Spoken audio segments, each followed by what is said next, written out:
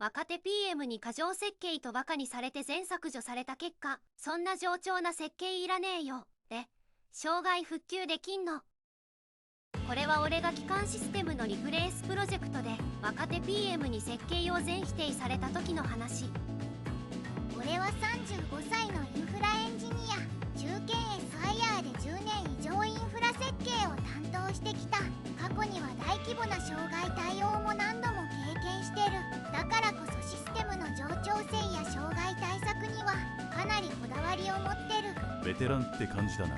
10年以上の経験は強いね。ある日、社内の基幹システムをリプレイスするプロジェクトが立ち上がった。俺はインフラ設計のリーダーとしてアサインされた。基幹システムだから障害が起きたら会社が止まる。だから設計には特に力を入れた。まずサーバーの冗長化構成、アクティブスタンバイ構成で片方が落ちても自動でもう片方に切り替わる仕組み。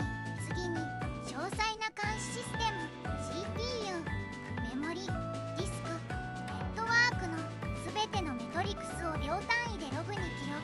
そしてロールバック機構、何か問題が起きたらすぐに前のバージョンに戻せる自動ロールバックの仕組みも実装。さらにデータベースのレプリケーション、リアルタイムで別サーバーにデータを同期、バックアップも1時間ごとに自動でストック。めっちゃ堅実な設計だな。基幹システムならこれくらい必要だよね。これなら万が一障害が起きてもすぐに復旧できるし、原因究明もできる。完璧な設計書を作り上げて設計レビューに臨んだ。そこに現れたのが先月転職してきたばかりの若手 PM。 はじめまして。今回 PM を担当します。前職は大手 IT 企業でクラウド案件をいくつも成功させてきました。28歳で大手出身か。まあ優秀なんだろうなと思った。そしてレビュー開始。俺が設計書を説明し始めると、ちょっと待ってください。この設計冗長すぎませんか？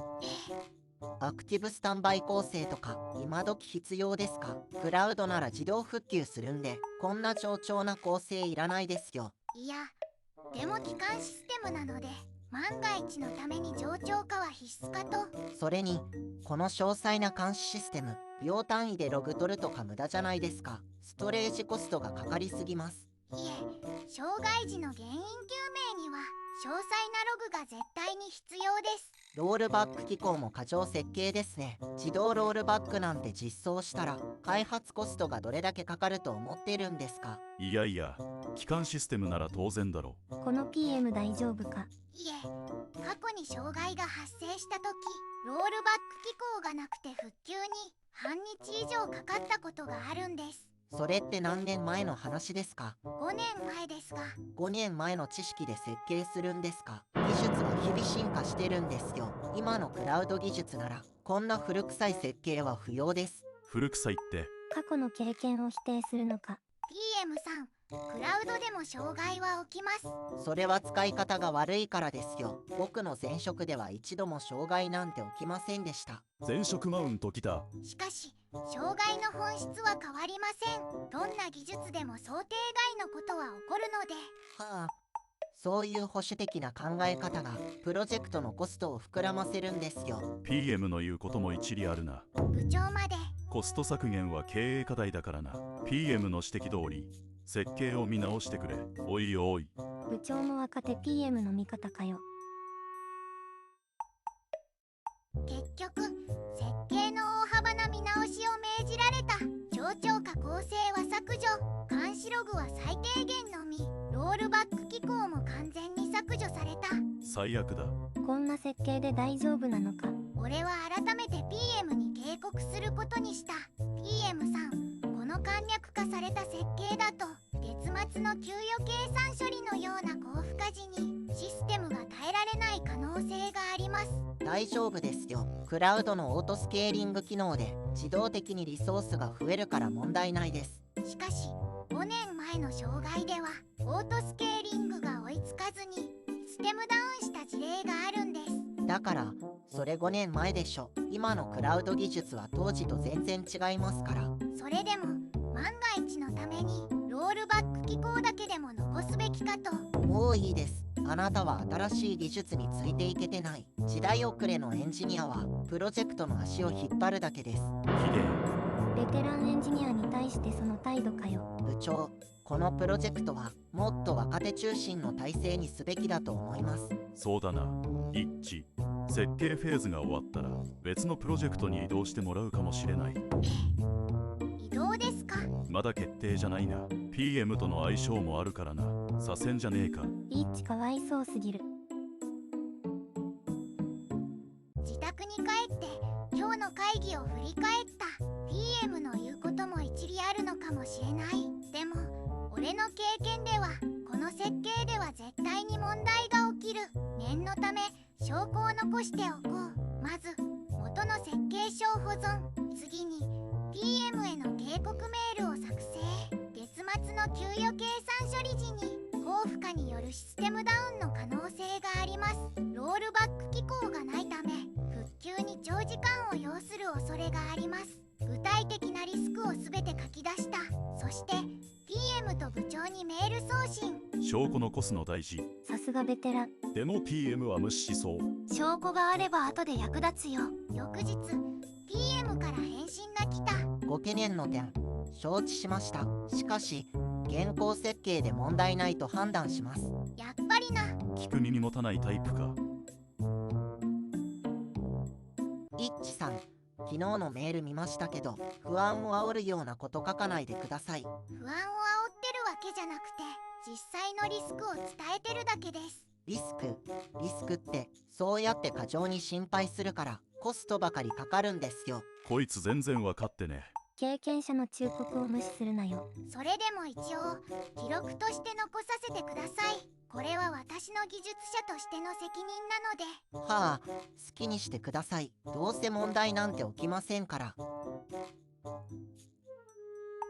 簡略化された設計で開発が進み、俺は設計フェーズ完了後別の小規模プロジェクトに移動させられた。やっぱり左遷か。ひどすぎる。そしてついに本番リリースの日が来た。無事リリース完了しました。お疲れ様。予算内で収まったな。はい、イッチさんの過剰な設計を削ったおかげでコストを 30% 削減できました。リリース直後は順調に見えた。しかし俺は不安だった。来週が月末、給与計算処理の高負荷がかかる。本当の試練はそこからだ。やばい予感しかしない。絶対問題起きるよね。月末の夜、給与計算の一括処理が実行される時間だ。俺は自宅にいたが気になってシステムの監視画面を確認していた。ステムダウンのアラートがやはり起きてしまった。マジか。予想的中じゃん。アラートの内容を確認すると、給与計算バッチ処理中に CPU 使用率 100%、メモリ不足によりプロセス強制終了。完全に俺が警告した通りだ。そして電話が鳴った。イッチさん、大変です。基幹システムが完全にダウンしました。やっぱりか。給与計算処理の負荷に耐えられなかったんだな。イッチの予想通りじゃん。だから言ったのに。急いで会社に向かった。オフィスは深夜にもかかわらずパニック状態だった。どうしてなんで復旧しないんだ。オートスケーリングが機能してません。負荷が急激すぎてスケールアウトが追いつきません。じゃあ手動でリソース増やせ。やってますが、もう手遅れかもしれません。システムが完全に応答不能になってます。原因は特定できたのか。それが詳細なログがなくて、どこでエラーが起きたのかわからないんです。やはりな。詳細なログを削ったから原因究明ができない。だから言ったじゃん。 PM のせいで完全に積んでる。じゃあ再起動は。再起動しても同じ処理が走ってまた落ちる可能性が高いです。なら問題のある処理をスキップして。どの処理が問題なのか特定できてないので。クソ。 PM、状況を説明しろ。なぜこんなことになってる。それが給与計算処理で想定外の負荷がかかって。想定外じゃない。俺は事前に警告していた。月末の給与計算処理で高負荷が発生するって。それは。一致ナイス。証拠あるもんな。ちょっと待ってください。これは不可抗力です。不可抗力、予測可能で警告もした障害が。論破、どういうことだ。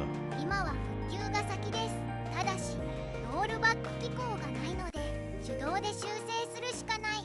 最低でも10時間はかかる。10時間。明日の朝には稼働させないと全社員の業務が止まるぞ。イッチさん、なんとかできませんか？俺の元の設計なら超超過構成で自動フェールオーバーできた。ロールバック機構があれば1時間で復旧できた。でも今はそれがない。完全に論破してる。 TM の顔面蒼白だろうな。徹夜で作業してなんとか翌日の昼にシステムを復旧させた。しかし半日以上業務が止まったことで会社の損失は計り知れない。部長、これはイッチさんの初期設計に問題があったんです。は責任転嫁かよ。負荷試験のパターンが不十分だったからこんな問題が起きたんです。一致。これは本当か？部長、緊急会議を開いてください。今回の障害についてきちんと説明させていただきます。来た。証拠出しタイムだ。緊急会議が開かれた。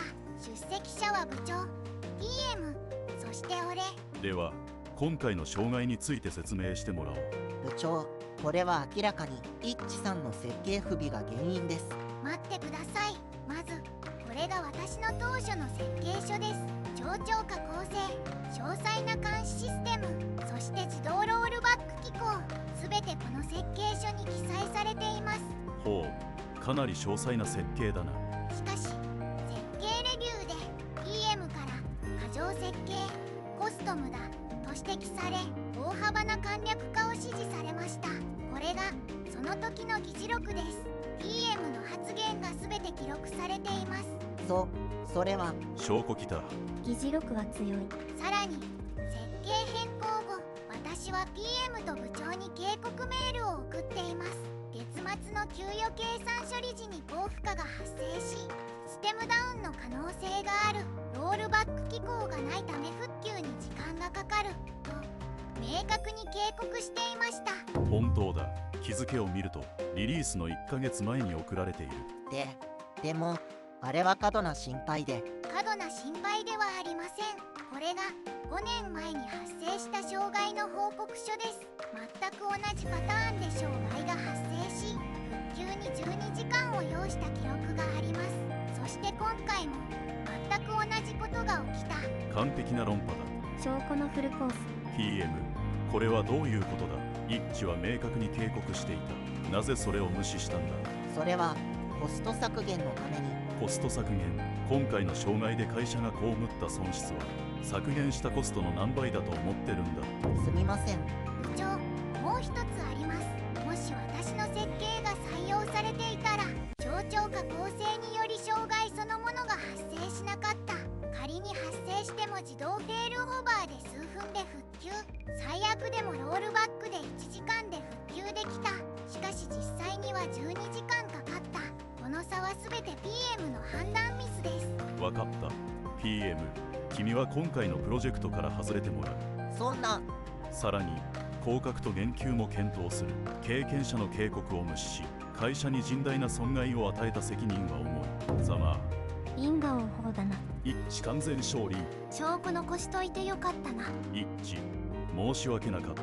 君の警告をもっと真剣に受け止めるべきだった。はい。今後のリカバリー設計は君に任せる。元のプロジェクトに戻ってもらいたい。わかりました。それと今回の件での君の対応、特別ボーナスとして50万円を支給する。ありがとうございます。50万。すげえ。一致大勝利じゃん。正義は勝つ。ベテランの力見せたな。